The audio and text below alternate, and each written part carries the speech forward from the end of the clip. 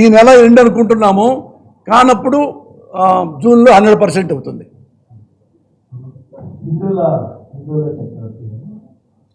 ఇక్కడ ఇగో ఈ అన్నా అన్నా please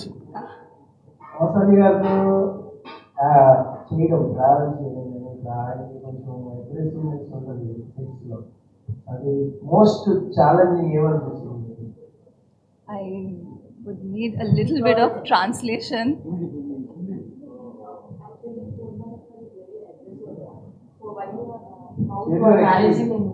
Sir is aggressive. Most challenging with working with Posan. నేను తెలుగులో ట్రాన్స్లేట్ చేస్తా.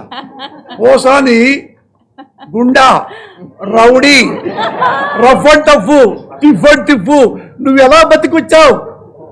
ఇది ట్రాన్స్లేషన్ వచ్చారు. First of all, thanks to each and every one of you present in this room today. Thanks to the media family and my respected seniors. I will definitely answer this question. I think इस movie में मैंने सिर्फ sir से acting ही नहीं, discipline, dedication and different aspects of cinema मैंने सीखा. And honestly मैं पहले बहुत नर्वस थी क्योंकि मैं सर के साथ काम कर रही थी, क्योंकि सर एक जाने माने एक्टर है, is a very respected actor.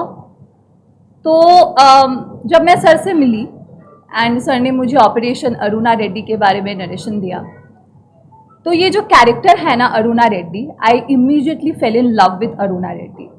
मुझे लगता है Aruna is a powerful woman, Aruna is sensitive yet emotionally balanced, and आज के डेट पे अरुणा जैसी लड़की सोसाइटी में और भी ज़्यादा होनी चाहिए. सर ने मुझे इतने अच्छे तरीके से समझाया इस कैरेक्टर के बारे में, एंड एवरी डे मुझे इनसे सीखने को मिला. And he was so polite. कभी कभी जैसे तेलुगु मेरी, मैं इतना बोल सकती हूँ कि ना पेरू हिंडोला నేను ऑपरेशन अरुणा रेड्डी फिल्मలో हीरोइन చేశాను. बस यही मेरी तेलुगु है.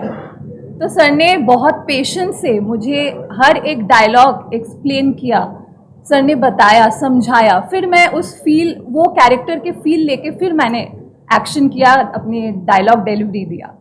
And it's definitely a team work. Thanks to each and every one involved in this film. Sir के बारे में मैं क्या बोलूँ, आप मुझे पूछेंगे तो मैं यही बोलूँगी, I have never worked with such a great human. यही बोलूँगी.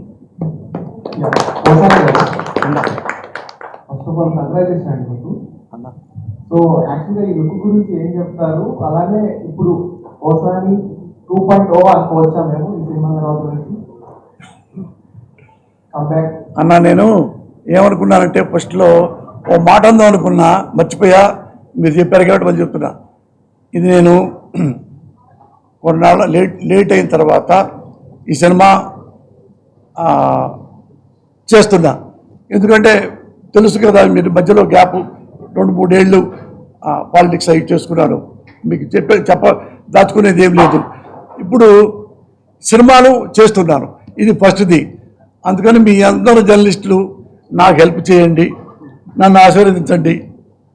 నాకు ఎంత హెల్ప్ చేస్తే నేను ఇంకా మంచి కథలు, మంచి సినిమాలు నేను చేస్తాను. మీ బ్లెస్సింగే కావాలి నాకు. నన్ను ఎన్నన్నా సినిమా గురించే మాట్లాడతా, మీరు తిట్టిన సినిమా గురించే మాట్లాడతా. అందుకని దయచేసి నాకు హెల్ప్ చేయండి. ఈ సినిమాకి అన్ని సినిమాలు చేయండి, ఎందుకంటే మంచి సినిమా చేసినంతకాలం నాకు బ్లెస్సింగ్ ఇవ్వండి అన్న. అదే నేను రిక్వెస్ట్ అన్న. చీరా లేదన్నా, మీరు సినిమా చూడండి, 100% చీర ఉంటుంది. అంటే ఇట్లానే ఒక జడ్జి అడుగుతాడు సినిమాలో, శారీస్ కట్టుకొస్తుంటే ఏమండి మీరు సాడిస్టా అన్నారు. కాదండి, నేను మానవతావాదిని అన్నా. చీర ఏంటి, చీర ఎందుకు కట్టుకొచ్చారు మీరు? సార్, ఎప్పుడన్నా మీరు ఐటీ కంపెనీస్ ఉంటాయి కదండి, లంచ్ టైంలో చూడండి సార్, లేడీస్ అంతా బయటకు వస్తారు, అందరు చొక్కా ప్యాంట్ వేసుకొని ఉంటారు. మరి ఎందుకు అడగాలి సార్ మీరు? ఆడాళ్ళు చొక్కా ప్యాంట్ వేసుకున్నారేంటి మీరు? అలాగ నేను చీర వేసుకున్నాను సార్.